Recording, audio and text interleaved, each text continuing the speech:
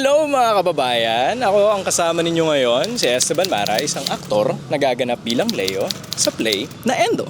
At ngayon tayo ay naglalakad-lakad para maghanap ng masisipag na Pilipino na kumakayod para sa kanilang pang-araw-araw na buhay para mas makilala at mas maintindihan natin ng malalim ang mga nangyayari sa kanilang buhay-buhay. Hanap tayo. Tara. Ay, eto sakto. Parang naghihintay lang yata siya. Abalahin natin. Sir, sorry po ha. Ako po si Esteban Mara. Teban po. Teban. Kayo po ba? Ano pong pangalan ninyo?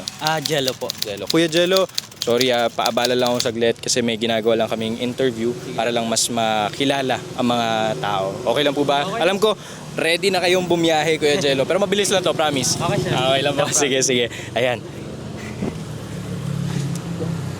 Kuya Jello, nakikita ko nakasampa kayo ngayon sa inyong motorsiklo. Ano pong ginagawa ninyong trabaho ngayon?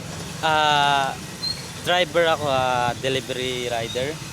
Minsan freelancer naman. Okay. Pagka day off ko, yan, umuwi ako sa bahay, naglalaba. Minsan pagka may time na, freelancer ako ng therapy.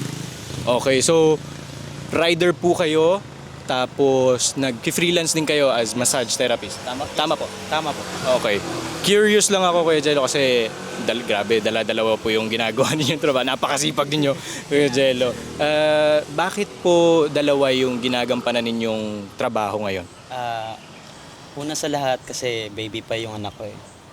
Wala pang 1 year old. Kailangan ko na panggatas. Tama. Binabayaran bahay, tubig, kuryente. Kailangan kasi kailangan natin kumayod. Tama. Grabe. Isa pula kayong dakilang ama, Kuya Jello. Pero Kuya Jello, since nabanggit nyo, dalawa yung trabaho ninyo, nakakapagpahinga pa ba kayo? Nagde-day off pa ba kayo, Kuya Jello? Minsan pagka matumal, pinapahinga ko na lang, bawi na lang kinabukasan. Okay. Ano yung ginagawa ninyo sa day off ninyo? Pag day off ko naman, pag may time pa, freelancer ako, minsan na lang, tinutulog ko na lang. Okay. Para makapagpahinga rin.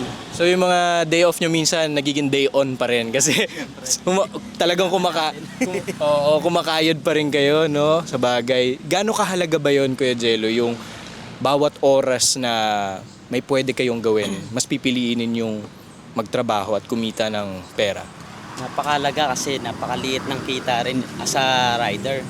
Kailangan natin kumayod. Kaya minsan nagpi-freelance ako. Kaya umalis ako sa dati kong trabaho, mas okay daw yung kitaan sa rider. Okay. Oo, parang madalas ko nga rin naririnig yan. Ano ba yung dati yung trabaho, Kuya Jello? Dati, nag-agent ako sa mga credit card. Mahirap kasi pipilitin mo yung tao eh, para lang makapag-apply. Alam ko yan. Sales. Alam ko yan, Kuya Jello. Pero bakit kayo umalis doon, Kuya Jello? Na-stress ako dun eh. Kasi kailangan mong pilitin yung tao kahit wala namang pambayad. Gaano kayo katagal doon, Kuya Jello? Almost 6 months din naman. Okay. 6 months lang. Kasi hindi ko na kinaya eh. Nagkaroon din ba ng time na nalayo kayo sa mahal nyo sa buhay dahil sa trabaho? Yes sir, pero mga 1 week lang. Kumbaga, malayuan kasi hindi pwedeng uwian. Yes sir. So, Kuya Jello, para sa inyo, bakit kayo nagsisipag? Para sa anak ko at saka sa asawa ko, para makapagpahinga na rin siya sa trabaho niya. No? Gusto ko umangat sa buhay ko eh.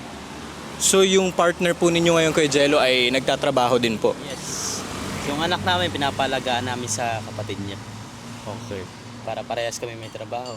Okay. Grabe. Ganun lang. Ayun, Kuya Jello, maraming salamat sa oras na binigay niyo sa amin. Natutuwa kami na mas nakilala namin at mas na parang nakasilip kami sa buhay ninyong napakasipag na manggagawang Pilipino. At saludo ko sa inyo, Kuya Jello. Alam ko ang hirap lahat naman tayo may kanya-kanyang hirap sa buhay, kahit yung mga nanonood sa atin ngayon. Pero kung may mensahe ka sa kanila, Kuya Jello, sige nga, ano yung may papayo or para lang magpatuloy sila? Isa lang, sipagan nyo lang araw-araw sir. Yun lang, Yun no? lang kailangan natin. Napakasipag lang patuloy at hanapin natin yung mga dahilan kung bakit tayo nagsisipag, no?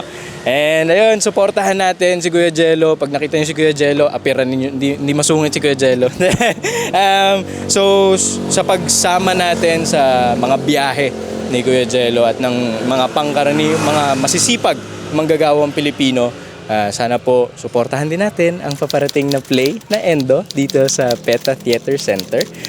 From April 10 to May 10, you can get your tickets at tickettome.net.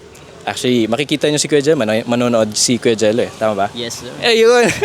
Maraming salamat Kuya Jel sa oras na binigay ninyo ha. Kita kits. Bye-bye. Kaway kayo Kuya Jel.